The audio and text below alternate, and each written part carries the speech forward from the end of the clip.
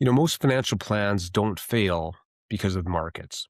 They fail because the structure doesn't match your real life.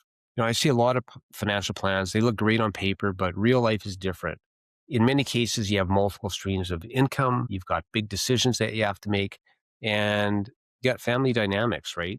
I was recently reviewing a retirement plan for a Saskatchewan family. And what stood out for me wasn't the numbers. It was really how many moving pieces had to come together. And when you look at it, retirement income doesn't come from one place. It's layered. You might have government benefits. You might have pension income, RIF income, investment income.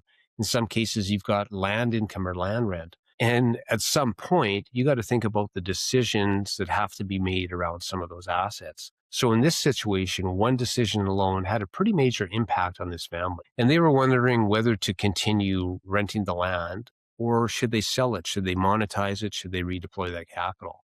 And it's just not a financial decision, right? It's going to affect their income. It's going to affect their tax bill. It's going to affect timing. When do they go ahead and sell that land? And in this case, it was going to affect family dynamics as well. And for a lot of families, especially here in Saskatchewan, land isn't just an asset. It's part of their story. It's who they are. It's part of the legacy. We also see something else that comes up quite often, and that is that the goal isn't always just to maximize wealth. In some cases, it's also to simplify. How do you reduce future tax liabilities and how do you simplify some of those future decisions? How do you reduce estate costs down the road? And, making decisions that keeps things fair, even though they're not perfectly equal. And I think that's really where planning becomes real because spreadsheets, they can model returns, but they don't model conversations. They don't model uncertainty, and they sure don't model how people actually make decisions over time. I think a good plan should bring all the pieces together. It should bring together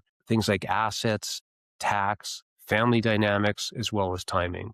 And I think one of the biggest shifts that I see is people moving away from asking me, what return do I need to make in my portfolio to what does my money need to do for me? Because those are two very different conversations. So instead of trying to predict every outcome, you've got a plan in place that you can actually rely on.